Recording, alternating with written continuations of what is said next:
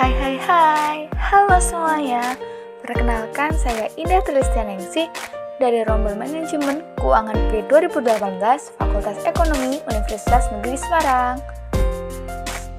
Pada kesempatan kali ini akan menyampaikan studi kasus mata kuliah Ekonomi Manajerial mengenai Enterprise Resource Planning atau ERP pada perusahaan Astra Honda Motor.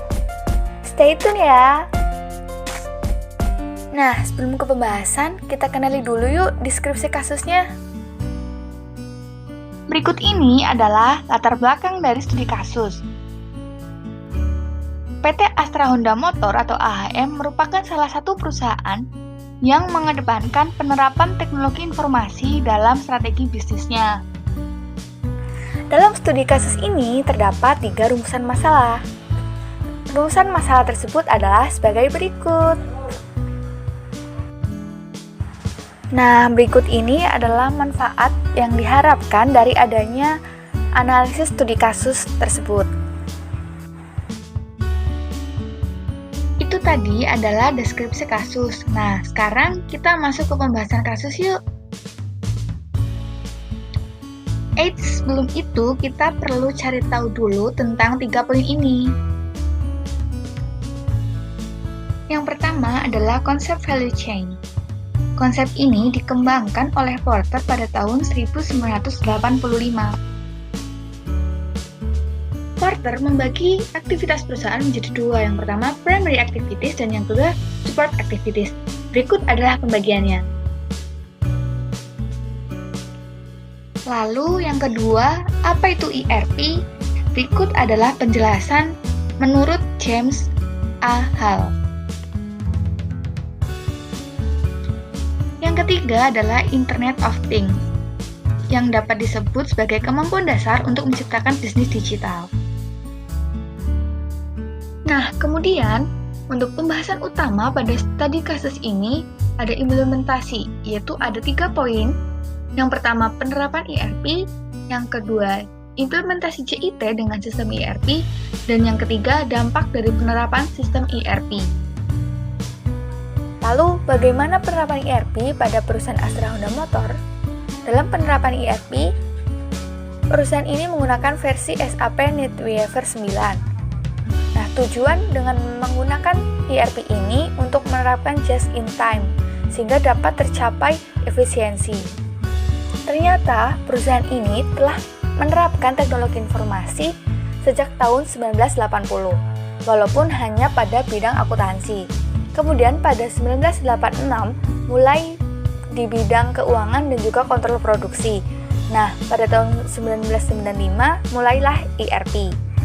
Pada perusahaan ini juga menerapkan ERP dalam perencanaan produksi.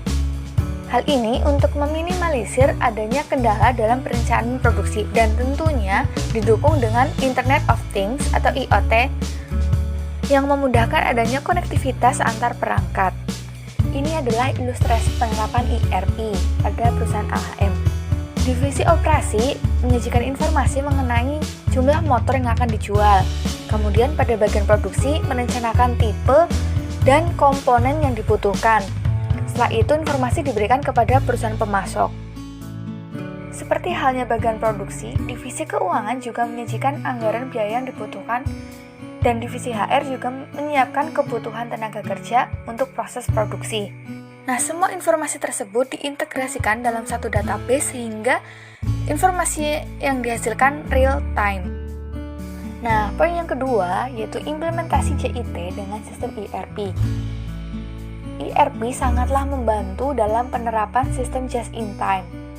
Perusahaan hanya memproduksi barang berdasarkan dengan permintaan tanpa memanfaatkan persediaan yang ada serta tanpa biaya persediaan.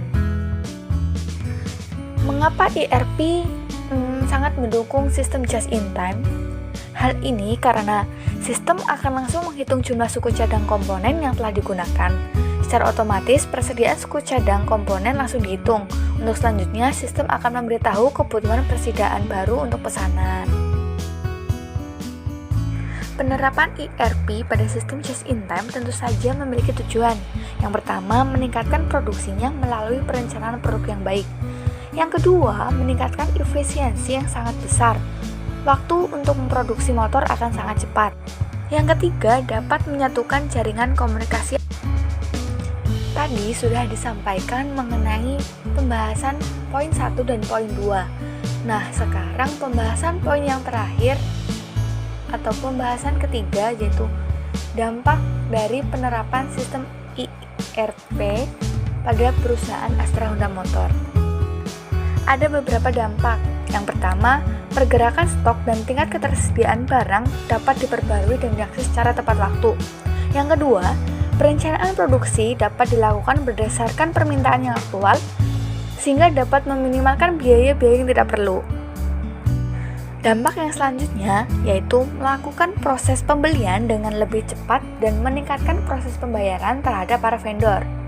Yang keempat, jajaran top manajemen dapat mengakses laporan keuangan kapan saja diperlukan, sehingga dapat menyusun perencanaan bisnis dengan cepat. Oke, sekian pembahasan Study Case ERP. Thanks for watching. Sampai bertemu di video selanjutnya. Bye-bye.